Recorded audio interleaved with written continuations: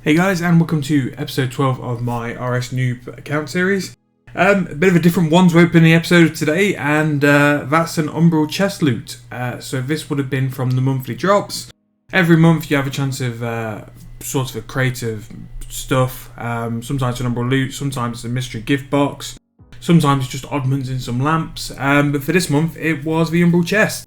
And from that Umbral chest I got 100 mil. So yeah, can't moan at that. It's a 300 mil. I'll probably put it on something which completely eliminates it.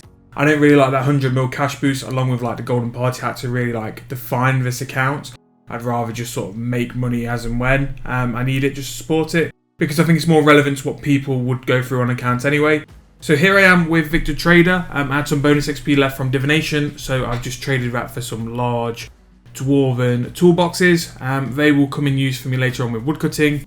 They're very worthwhile with woodcutting because sometimes per log you get quite a lot of XP. And in terms of what lamps I'm using at the minute as well, they are going on to dungeoneering, because I kind of want to sort of rush dungeoneering to the occult floors if possible, because that's when I'll get a lot better XP. And I'm trying to keep up with doing my maple tree dailies as well. So all being well, this should be an episode where I'm not fishing or I'm not doing anything revolving invention for a little bit. I'm just going to do my divinations and then go off and just do some general stuff for the account. There's no real yak track going on as far as I'm aware at the minute, so we'll just get to getting some levels, making some GP, and just trying to build and flesh out the account. So that's 54 woodcutting, and let's see what other levels we can get in terms of this episode. So now is time for the big moment we've spent the past 2 episodes working on. Quick disassemble of the Rodomatic will get me 66 invention, and the siphon of the Dematic as well from archaeology will finally get me 67 invention. We've finally done it. The 2 episodes have been completely invention based. No more, we have unlocked the Autoscreener, which is used in conjunction with archaeology. Rather than the soil going into your info, it will automatically screen it, and any materials it gets will send to your material bank as well. So that is massive. And in terms of getting perks and anything else sort of later game for archaeology or invention itself, the invention, because we've got a higher level, we'll get a lot better chance getting perks and getting stuff like that. It's just made everything a lot easier. It's just been the pain of getting it to start with. So now that invention's out of the way, I wanted to do something a bit laid back and chilled, just so I'm not thinking about invention all the time. So I've got quite a lot of emeralds in my bank, and emerald rings are actually very decent profit when making them with the gold bars and the emeralds. So that's what I'm going to do for a little while, is make all the emerald rings which I've got in the bank, and then if I can be bothered and if it's decent enough profit, we'll probably enchant them to rings of dueling. Enchanting emerald rings into rings of dueling is quite a good GP maker for this account, and that's how I've pretty much trained all of my mage XP. And you're pretty much looking profit wise anywhere between 3 to 4k per ring of dueling depending on the price. I do find that they've got very high and low volume, so sometimes they're very low, or sometimes they can be as much as 8k each. And what I try and do is, whenever they're low, I've got no need for the money, I've got other money floating around, I'll just hold on to them and wait for them to sell at a better time.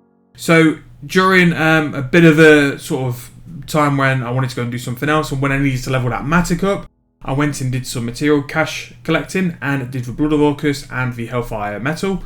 And I collected roughly about 1k of each, so between the two I made about 16-17 mil. Which is great, and it's another way for me to get some more money if I ever need to. I've just bought some chronos because I need to go and buy the blueprints for the Autoscreener, and a quick teleport back. 4.5k for a V-tab, mad. And then here's me finally unlocking the Autoscreener after all this time. It's been a journey, and I'm glad you've been here with me, and I hope it's not been too painful. But once you see me doing some archaeology now with the Autoscreener, you'll just appreciate it. And I'm sure if you've done archaeology with it, you will know just how good of an update it is. But along with unlocking the Autoscreener, we have unlocked the early basic machines, which they might have some use for us on this account. I'm going to level up invention still, and still consistently train invention with the invention tools, just because it's free XP. And then hopefully we can get some of the better machines later on, which can either alch for us and make money, because there are some stuff which make money alching, or use it to make potions or planks, or just do something which makes things cheaper for us. So invention's got so many things to unlock, and this is where I found out that after all that time in me grinding, I didn't have anywhere near the materials needed for the Autoscreener. So I will be right back. So now I can make Sara brews. This was before a bonus XP weekend where actually making brews was either break even or make a bit of profit. Brews nowadays are used in the Vitality Potions, which is some of the fastest Herblore XP going. So whenever there's a bonus XP on the horizon, they do make money. And because Bird Nests are so cheap now, you just need to really monitor the price of the Toadflax potions. If they are cheap, they're always worth picking up. So that is 83 Herblore. I've got a couple left in the bank, so no doubt we'll show some more Herblore levels as well. And yeah, we're just going to sit in World 84 and see how much we can make from doing all these brews. So coming up now will be level 84 Herblore. It's actually really decent XP with the brews because you just seem to just fly through the levels. And it's nowhere near as bad as when we were doing all those prayer potions earlier on. You actually do make some decent money while actually getting some decent XP. 84 will give us some adrenaline potions as well, and yeah, be decent level. And that is 85 Herblore for not much money at all. I'll be surprised if we spent any money training Herblore, which when you think about it, it's absolutely mental. What we do is make sure that the prices match up, and we try and keep a check on her prices all the time. And when stuff looks cheap, we just jump in and we pick it up. Her portable wells as well give us a chance of making more money, and just making sure we have a better chance of breaking even. But for the last level, which we're going to get during all this potion making, it's going to be 86, with which we end up finishing this. But along with that, with the daily spins and with the stuff you get throughout the day, 60 woodcutting, which was another sort of side goal, because it would give us the ability to do Divine Use. So Divine Use will be part of a daily routine on the account now, where we sort of max out our divination cap, and get woodcutting as a benefit, because it'd be really worthwhile, because it's a decent daily to do as well. But that's it, back to Herblore now, and here we are with the final level we're going to get from all these brews. And while I'm doing that as well, we're buying more rings for the Rings of Dueling, so we're always producing something, we're always buying something to do next, just so the account isn't stood still, and we're trying to make as much money as quickly as we can. 86 Herblore, and yeah, it was pretty smooth to be fair. I think we did something like 5k brews, which is pretty mad XP. It's pretty quick as well, and 86 Herblore is nothing really to sniff at. And I'm hoping next time we do Herblore, we'll push for the extreme potions. Now we can make extreme potions and trade them in the game. I do have a feeling that before a bonus XP, they could make pretty good GP. And now with 60 woodcutting as well, I can make a purchase of a D-Axe.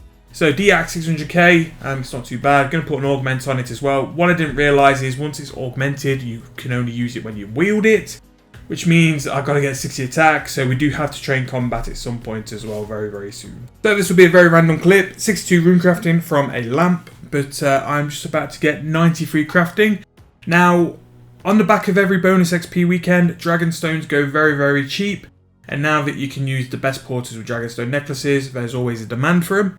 So what I do after every bonus XP weekend is buy something like 10k D-Stones, make 10k Dragonstone necklaces, and I'll normally profit between 50 mil to 60 mil depending on what price I can get from on a GE. But there's 93 crafting. Crafting at the minute makes so much money, it's just absolutely mental.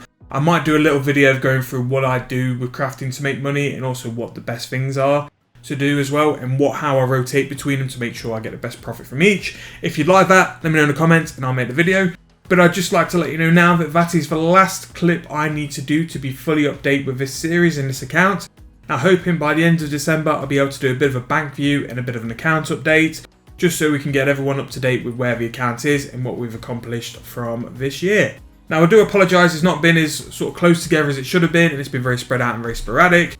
But in terms of next year, we're going to be a lot better in terms of the consistency of this series, along with sort of the upload schedule as well, along with the 07 content as well. But if you have enjoyed, please like and subscribe, and I'll see you guys in the next video.